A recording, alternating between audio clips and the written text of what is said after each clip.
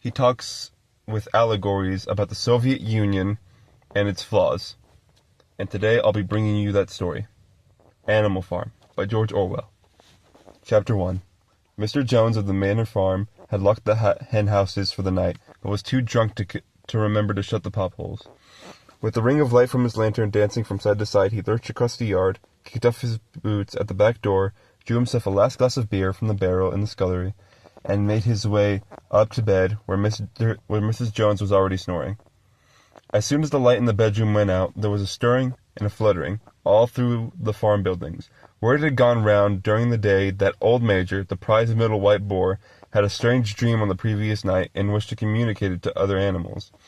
It had been agreed that they should all meet in the big barn as soon as Mr. Jones was safely out of the way. Old Major, so he was always called, though the name under which he had been exhibited was Willingdon Beauty, was so highly regarded on the farm that everyone was quite ready to lose an hour's sleep in order to hear what he had to say. At one end of the big barn, on a sort of raised platform, Major was already ensconced on his bed of straw, under a lantern which hung from a beam. He was 12 years old and had lately grown rather stout, but still was a majestic-looking pig with a wise and benevolent appearance, in spite of the fact that his tushes had never been cut. Before long, the animals began to arrive and make themselves comfortable, after their different fashions. First came the three dogs, Bluebell, Jessie, and Pincher, and then the pigs, who settled down in the straw immediately in front of the platform. The hens perched themselves on the windowsill. The pigeons fluttered up to the rafters. The sheep and cows lay down behind the pigs and began to chew the cud. The two cart horses, Boxer and Clover, came in together, walking very slowly and setting down their vast hairy hooves with great care, lest they should be some small animal concealed in the straw. Clover was a stout motherly male, approaching middle life, who had never quite got her figure back after her fourth foal. Boxer was an enormous beast, nearly 18 hands high and as strong as any two ordinary horses put together. A white stripe down his nose gave him a somewhat stupid appearance, and in fact he was not of first-rate intelligence, but he was universally respected for his steadiness of character and tremendous powers of work. After the horses came Muriel, the white goat, and Benjamin, the donkey. Benjamin was the oldest animal on the farm and the worst-tempered. He seldom talked, and when he did, it was usually to make some cynical remark. For instance, he would say that God had given him a tail to keep the flies off, but that he would sooner had no tail and no flies. Alone among the animals on the farm, he never laughed. If asked why, he would say he saw nothing to laugh at. Nevertheless, without openly admitting it, he was devoted to Boxer. The two of them usually spent their Sundays together in a small paddock beyond the orchard, grazing side by side and never speaking. The two horses had just lain down when a brood of ducklings, which had lost their mother, filed into the barn, cheeping feebly and wandering around from side to side to find some place where they could not be trodden on.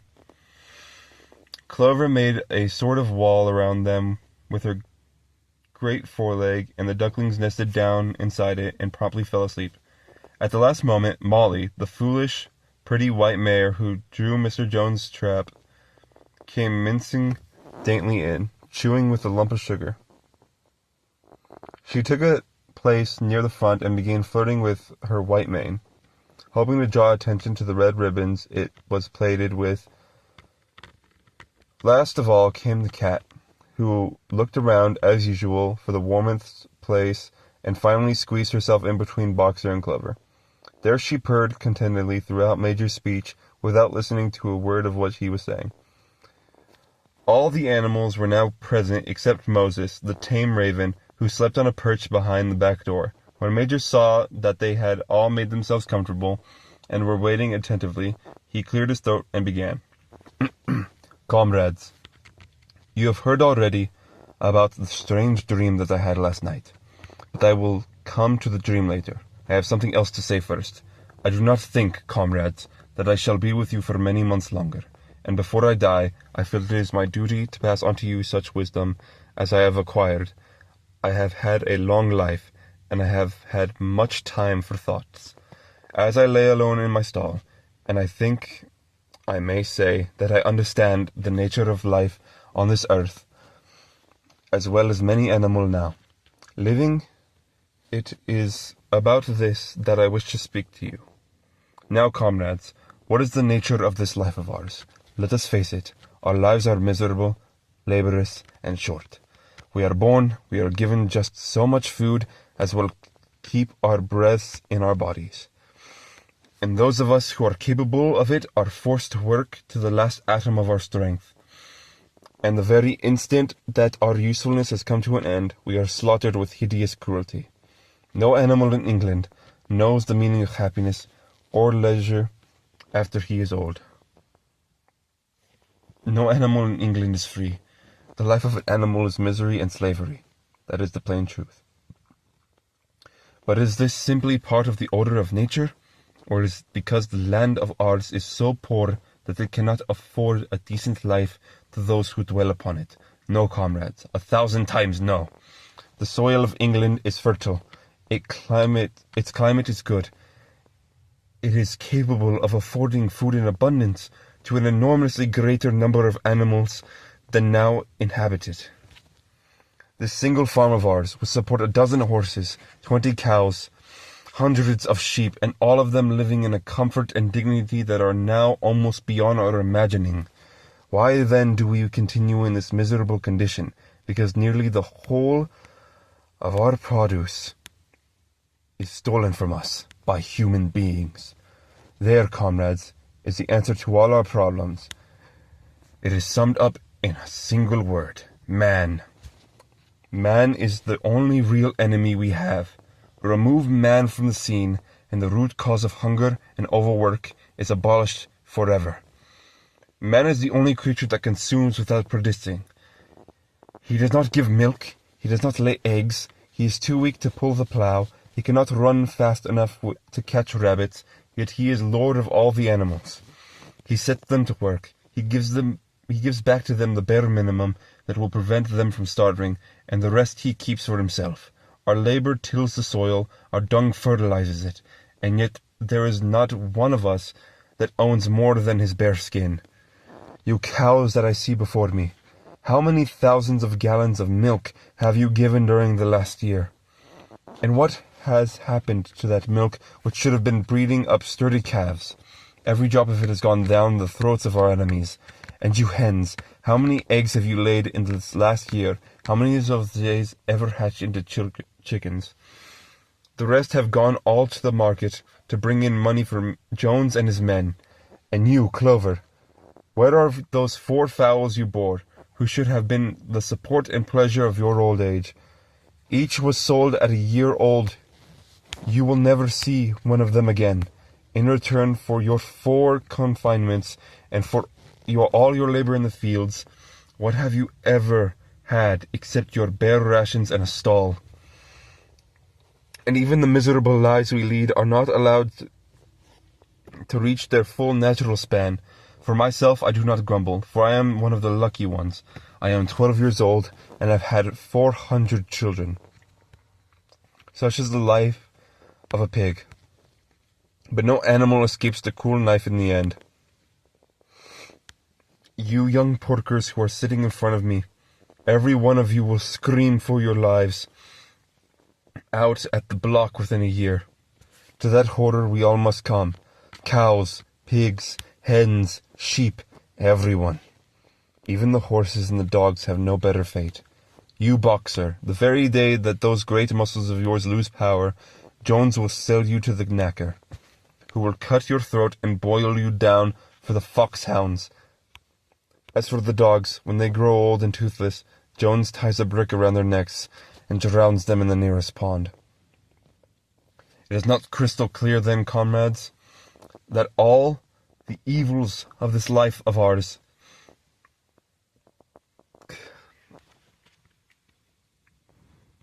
springs from the tyranny of human beings. Only get rid of man, and the produce of our labor will be our own. Almost overnight we could be rich and free.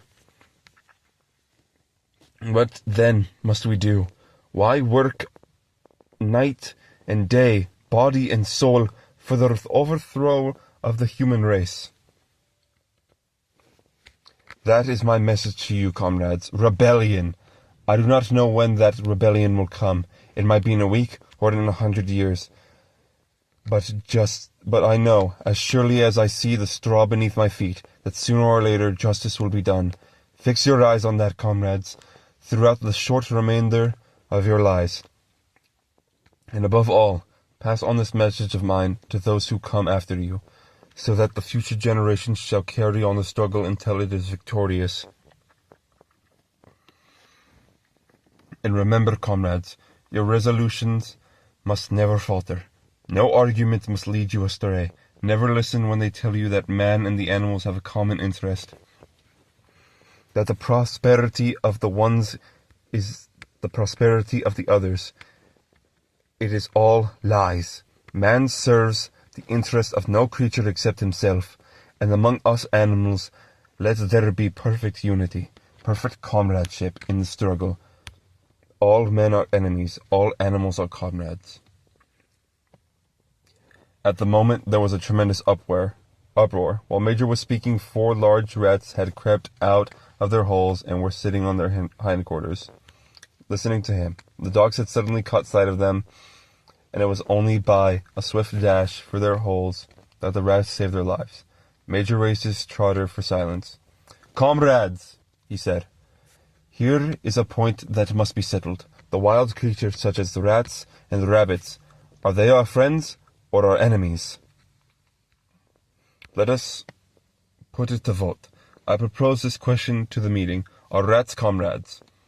The vote was taken at once, and it was agreed that by an overwhelming majority that rats were comrades. There were only 4 dissentients, the 3 dogs and the cat, who was afterwards discovered to have voted on both sides. Major continued, "I have little more to say. I merely repeat, remember always your duty of enmity towards man and all his ways. Whatever goes upon 2 legs is an enemy. Whatever goes upon 4 legs or has wings is a friend. And remember also that in fighting against man, we must not come to resemble him. Even when you have conquered him, do not adopt his vices. No animal must ever live in a house, or sleep in a bed, or wear clothes, or drink alcohol, or smoke tobacco, or touch money, or engage in trade. All the habits of man are evil, and above all, no animal must ever tyrannize over his own kind, weak or strong, clever or simple. We are all brothers. No animal must ever kill another animal. All animals are equal. And now, comrades, I will tell you about my dream of last night. I cannot describe that dream to you. It was a dream of the earth as it will be when man has vanished. But it reminded me of something that I had long forgotten many years ago. When I was a little pig, my mother and the other souls used to sing an old song of which they knew only the tune and the first 3 words. I had known the tune in my infancy, but it had long since passed out of my mind. The last night, however, it came back to me in my dream. And what is more, the words of the song also came back to me. I am certain which were sung by the animals of long ago, and have been lost to memory for generations. I will sing you that song now, comrades. I am old and my voice is hoarse, but when I have taught you the tune, you can sing it better for yourselves. It is called Beast of England.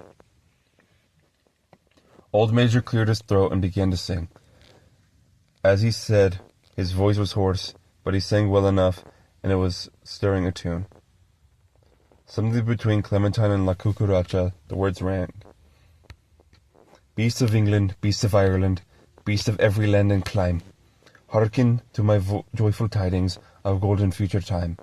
Soon or late the day is coming, tyrant man shall be overthrown, and the fruitful fields of England shall be trod by beasts alone. Rings shall vanish from our noses, and the harness from our back.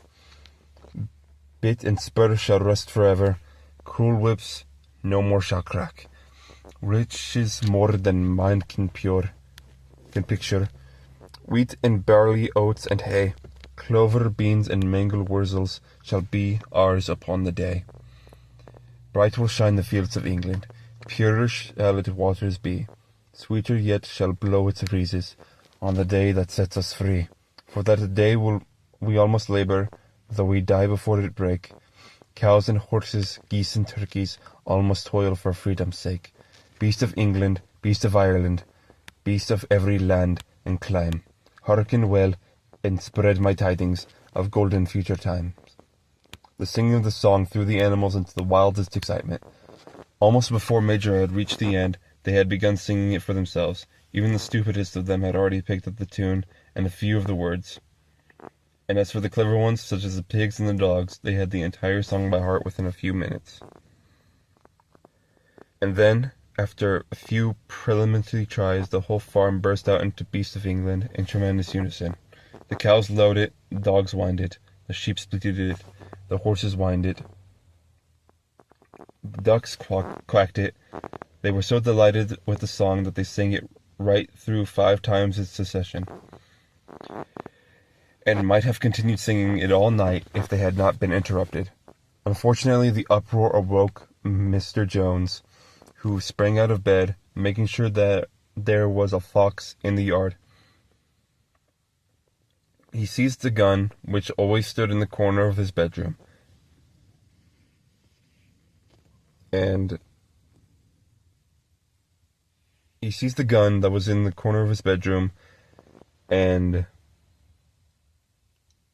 let fly a charge of number 6 shots into the darkness. The pellets buried themselves in the wall of the barn, and the meeting broke up hurriedly. Everyone fled to his own sleeping place. The birds jumped onto their perches, the animals settled down on the straw, and the whole farm was asleep in a moment. Alright, everyone. Thank you for listening. That was Chapter 1. And I'm going to be sharing with you some things about Chapter 1 and some things that you might notice in the future. Overseer of the Manor Farm and is an allegory for Tsar Nicholas II, the last Tsar of Russia, representing the oppressive ruling class overthrown by the Bolsheviks. He is a symbol of tyranny towards the animals, and the animals represent the people of Russia. The animals seek freedom from that type of ruling. Mr. Jones's alcohol issues and general laziness when it comes to taking care of the animals represents Nicholas II, laissez-faire leadership, and how he failed to lead the people effectively, which led to both of their downfalls. Mr. Jones's appearance is used as a catalyst to instill fear in the other animals, and when the pigs take charge of what used to be manor farm, to be the manor. Old Major, Napoleon, and Squealer are all allegories for certain people. The pigs were influential from the start and are meant to represent greed, as it shows how pigs specifically are represented and are meant to be smarter than the other animals. Old Major was a character that represented Karl Marx, with Marxism, as Old Major used animalism, and was a plot device and a catalyst for the revolution. Furthermore, his ideals were later turned against the animals after death to fund corruption. His dream was to represent Karl Marx's Communist Manifesto by how he spoke about equality to the animals. Snowball was a character that represented Leon Tremblay, an intelligent pig who knows how to speak to animals and coerce them into doing the pig's bidding later on.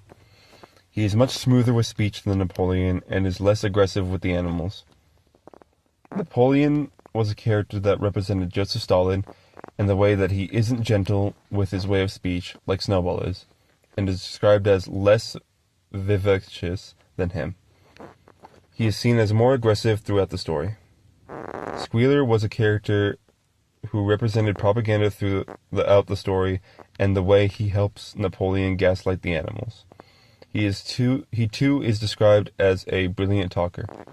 The other animals introduced so far are Moses, the tame raven of Mr. Jones, who represents the Russian Orthodox Church and organized religion as explained in the following chapters that will be read later on.